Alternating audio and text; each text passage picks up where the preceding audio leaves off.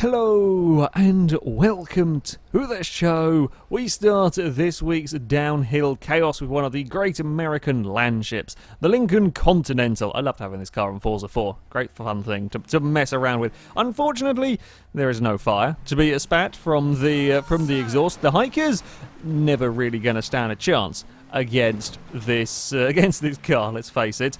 I was not necessarily expecting the Lincoln to be massively fast going down here. Thought it'd be an interesting thing to have a go with. Unfortunately, get things a little twisted on the approach to the jump. That fires me off the course. We get 2 rolls and managed to somehow stop. Quite a lot of luck was involved in the vehicle not tumbling all the way down the side of Chiliad on that first run. Next attempt, I get the line slightly wrong, and then we go for a rollover. I do love how the door just sort of pops off as well from that crash. Turned in a little too soon, and that was enough to send the car over. Next time, much better line. Through that turn up towards the hairpin. Again, just a smidge too soon on the turn-in. I think the front, the front right-hand side dug into the ground a little bit, and combined that with the left lifting off slightly as we went around the hairpin, it was enough to roll the car over. And this was a bit of a problem with this vehicle. If you got it wrong, which was quite easy to do, this time the back door pops off. If you get it wrong, it's so easy to roll this car over. I was not expecting it to tumble over as easy as it did. It was something that you had to be really rather careful of, as carrying, again, too much speed coming towards the second to last corner, and we lose the back end, clip it off the side of the the hillside, and that's going to be enough to fire the car down the hill some more, losing bits and pieces as we go. Yeah, pretty sizable shunt. We didn't roll it around that particular turn, which was good, but out of the hairpin, things were not quite so good for Continental. Yeah, it's not really an ideal way of getting a car around the corner. That one was quite a surprise. Most of the other failed attempts, most of the other spectacular rolls came from running the inside wheels across something that lifted it up. But that one there was just, it went over as I tried to get on the throttle. Tried to get the car sort of settled and avoid the hikers. I probably didn't really need to bother, but in doing so got myself into a lot of trouble with clipping the back of the car on the ground. More rolling from the Continental. This time, completely different point. Not that many cars go over at that part of the track. Again, it was just carrying a lot of speed and sharp turning would be enough to get this car suddenly up onto 2 wheels, and then you keep pushing it and pushing it, you're eventually going to have an issue. It should really be called the Lincoln Roll-mobile in this, guys, because it fell over so bloody easy. Which meant that, it took a little bit of time to get a clean run. It took a lot of caution to get a clean run. Interestingly, I never had any problem at that particular turn. That corner is possibly the best known for rolling cars on this course. I never had an issue with it.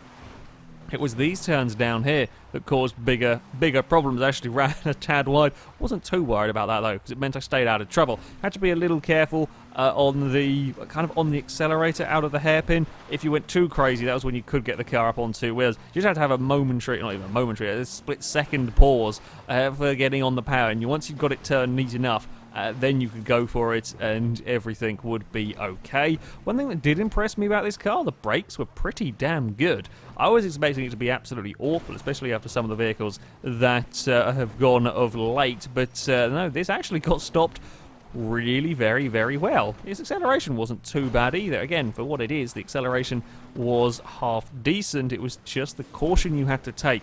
You really couldn't carry very much in the way of corner speed. I just didn't trust the car coming around these turns up towards the second to last corner. Quite bumpy around here. The Lincoln a little bit on 2 wheels, but managed to get away with it and a bit more on 2 wheels around the final turn. Then we fly it across the line and everything goes a little bit wrong after that. Yeah, it was, some aspects quite surprising. It really did drive a bit better than I thought it might do. I was trying to climb it back up again. It is not really the best off-road vehicle. Giant overhangs front and rear. See to that, and its ability to roll over just about everywhere. Also doesn't really help on a bumpy, windy off-road course. But the brakes were a lot better, a hell of a lot better than I was expecting, which kind of made it relatively tolerable to drive. Up next, we have got a London taxi. Yes, the classic British black cab is the next vehicle to tackle chiliad. I knew as soon as I saw this vehicle on the mods website, I knew I was going to have a go with taking this down Mount Chiliad. No fire from the exhaust, and unfortunately we can't quite deal with hikers in the same way. Again, they were positioned just over the crest of that start line. One got stuck underneath the back of the car and I guess wedged up the rear wheel, something. Either way, launched the back of the car into the air. We rolled and twisted and flipped our way down to turn 1 and fell off the mountain. Might be the quickest I've ever rolled a car in downhill chaos. Not the quickest I've crashed, but certainly the quickest I've rolled.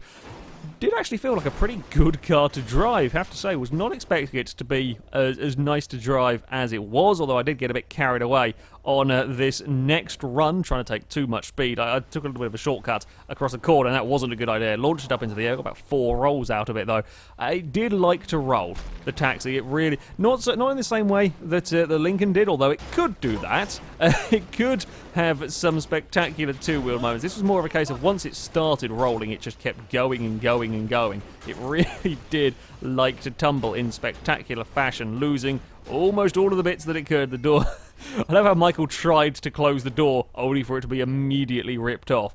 That's a fairly hefty accident. Bits of taxi littering chiliad. I'd love if we'd reset this if it left all of the bits of vehicle around where they fell off. There'd be an interesting collection of scrap metal by the end of one of these episodes. Again, another huge off for the taxi. Another vehicle though, impressive brakes on this thing, because this is a seriously steep part of Chiliad, and the taxi's perfectly under control. That's a lot of speed it had to get under control and get slowed down some very, very steep mountain. So some damn good going from the taxi, and yeah, it was on the most part a pretty good car to drive. A very odd occurrence. I've never had a car nearly did a front flip.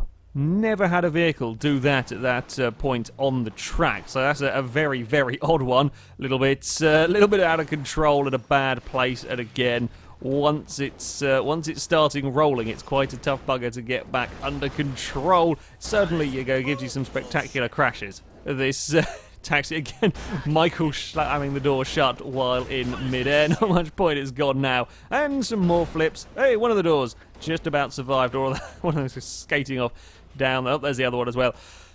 Yeah, once it starts going, it is an incredible sight to behold. The taxi tumbling down Chiliad. When it's not rolling over though and losing all of the bodywork, yeah, it's actually not too bad of a vehicle to drive. Much like with the Continental, I was not expecting it to be a monstrously fast vehicle. It's not going to have the acceleration the sports cars, the supercars have had when going down Chiliad, but it has some pretty good brakes and has some half-decent acceleration. It's certainly not the slowest vehicle that has gone around here, and it felt like a pretty good car to drive as well through this course. Didn't have any major problems with the bumps. The biggest issue was, again, much like the Continental, although to a lesser extent with the taxi, it did kind of want to roll over through some with heavy cornering. Certainly it wanted to go over a little bit easier to manage than the Lincoln, but not by a massive amount. You see it wiggling around trying to get up on two wheels as we come towards the second of the big jumps. This time slowing it down enough for that corner. Always useful to do that one. Yeah, no problems on the landing. A little bit of two-wheeled though after having almost got the car settled. Then we fire it down this side road. Neither the Lincoln or the taxi had any real issues with the bushes. They posed no threat to the vehicle, and around one more turn for the taxi as we fly across the line and amazingly get the car all under control. First vehicle in a little while actually that has flown across the finish line and got under control. Admittedly there was a couple of spins involved, but the taxi remained undamaged from its run down Chiliad. Yeah, not the most powerful vehicle, certainly, to have gone down here. Pretty decent, though. Pretty decent under braking, pretty decent at dealing with the bumps. Again, another car, though, quite easy to roll. And I love how the mountain bikers paid no attention to the flying taxi. Final car. I do love these hot rods. It's another one of these hot rod vehicles, slightly different one. This one with plenty of fire spitting out of the front. Very low ground clearance, rear wheel drive, quite a bit of power. Likely to be a rather tricky vehicle to drive down here. That's what I was expecting, and certainly the brakes not as good as the taxi. It's not terrible, but nowhere near as good as the taxi, or the Lincoln for that matter, at getting stopped down into turn 1, and it was always likely to have a little bit more in the way of issues with the bumps, but survived everything on the opening run, only to just not slow the car down enough into, and that's quite an easy place to do that sort of silly mistake. It's just too late on the brakes, run a tad wide, and as soon as you've done that, you're in trouble. Again, another very easy place to do exactly the same thing. You just climb the rock face ever so slightly, and then you just don't have enough time to get the car under control. That is the nature of this course. And once the hot rod is flying its way down chiliad, unlike the taxi, you're not going to be able to get it slowed down again. We do eventually get the vehicle under control, but it's going to take quite a long time. Brakes are simply not as good, and admittedly you do tend to go off the mountain at higher speeds. With this vehicle you can get in a lot more trouble. The final of the big jumps, I carried too much speed. I actually kind of initially got the landing okay, but it was fighting for control of the vehicle heading towards this little side road that we go down. I couldn't keep the thing pointing the right way, and in the end just had to kind of throw it off of the course, and then there's not a huge amount of traction down there either for the vehicle. So yeah, it didn't deal with the landing too bad. It was just kind of too much speed at that point, and down towards turn 1 it was very, very easy to slightly overcook things at that part of the course with this vehicle. It was quick, the brakes weren't particularly good, so yeah, did not take much to get into trouble.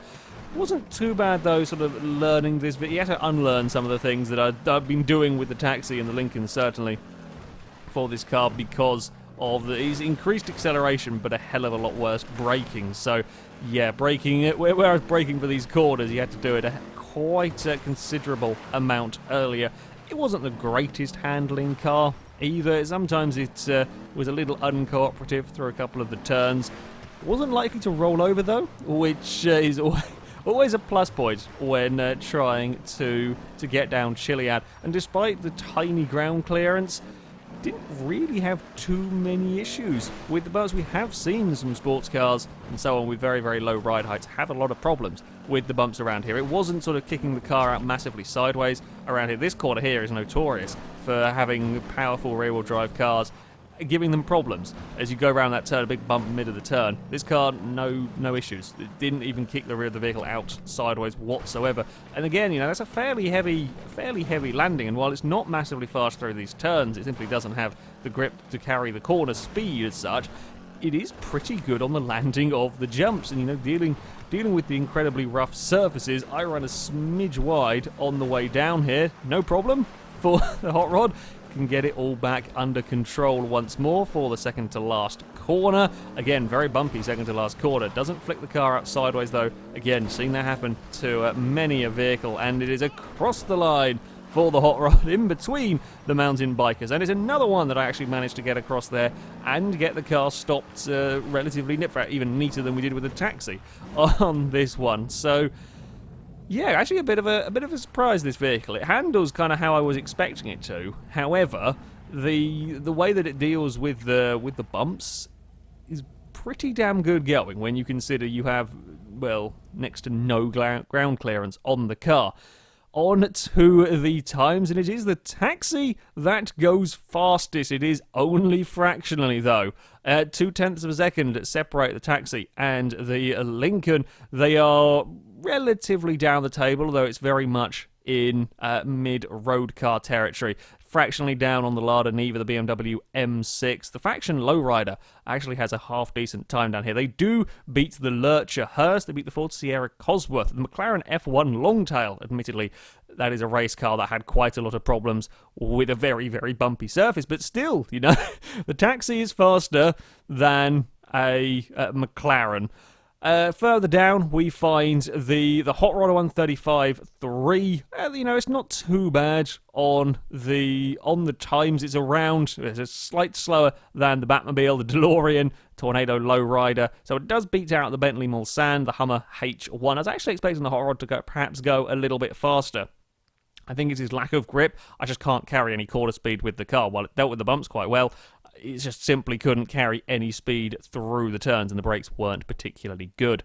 However, that is it for this episode, guys. As ever, I will put links to all of the mods that I have used in this video, including a link to the Downhill Chaos game mode that somebody made, which is really rather useful. It makes it a hell of a lot easier for me to film this, so of course, thank you very much for that one. So yeah, you can download them and have a go with them yourself. But that's it from me. Thank you very much for watching, and until next time, goodbye.